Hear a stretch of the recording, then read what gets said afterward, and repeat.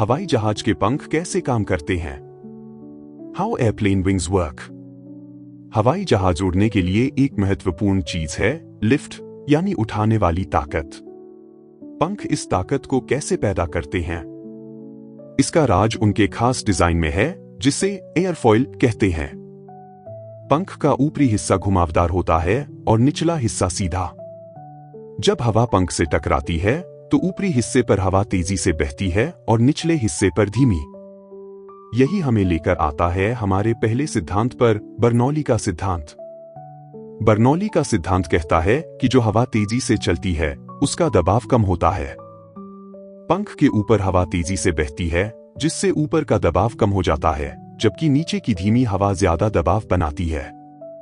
इस दबाव के अंतर की वजह से पंख को ऊपर उठाने वाली ताकत मिलती है, जिसे हम लिफ्ट कहते हैं। अब सिर्फ आकार ही सब कुछ नहीं है। क्या आपने ध्यान दिया है कि टेक ऑफ या लैंडिंग के समय पायलट हवाई जहाज का कोण बदलते हैं? इसे एंगल ऑफ अटैक कहते हैं। एंगल ऑफ अटैक वो कोण है जिसमें पंख हवा से टकराता है।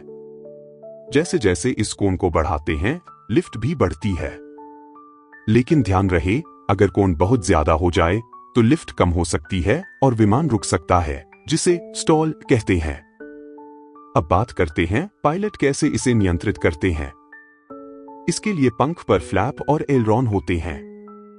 जब पायलट फ्लैप को नीचे करते हैं तो पंख का सतह क्षेत्र बढ़ जाता है, जिससे लिफ्ट बढ़ती है। यह टेक ऑफ और लैंडिंग के समय बहुत काम आता है। एलरॉन विमान को मोड़ने और बैलेंस करने में मदद करते हैं। एक पंख का एलरॉन ऊपर और दूसरे का नीचे होने से विमान एक तरफ झुकता है, जिससे वो आसानी से मुड़ सकता है। लेकिन सिर्फ पंख ही विमान को उड़ाने का काम नहीं करते। विमान को उड़ते रहने के लिए 4 ताकतों का संतुलन जरूरी होता है: लिफ्ट, वजन, थ्रस्ट और ड्रैग। जहां पंख लिफ्ट पैदा करते हैं, वहीं इंजन थ्रस्ट यानी आगे की दिशा में धक्का देता है। जैसे ही विमान हवा में आगे बढ़ता है, उसे ड्रैग यानी हवा का प्रतिरोध भी सहना पड़ता है। इन ताकतों का सही संतुलन बनाए रखने से ही विमान आराम से उड़ सकता है। तो सारांश में, हवाई जहाज के पंख लिफ्ट पैदा करने के लिए हवा के दबाव में अंतर का फायदा उठाते हैं। एंगल ऑफ अटैक और पंख के फ्लैप और एलरॉन उड़ान के दौरान इसे नियंत्रित करते हैं।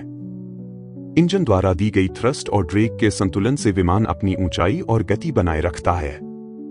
मुझे उम्मीद है कि आपको यह वीडियो पसंद आया होगा। अगर आप इसे और भी विस्तार से समझना चाहते हैं तो नीचे कमेंट करें और चैनल को सब्सक्राइब करना न भूलें। मिलते हैं अगले वीडियो में।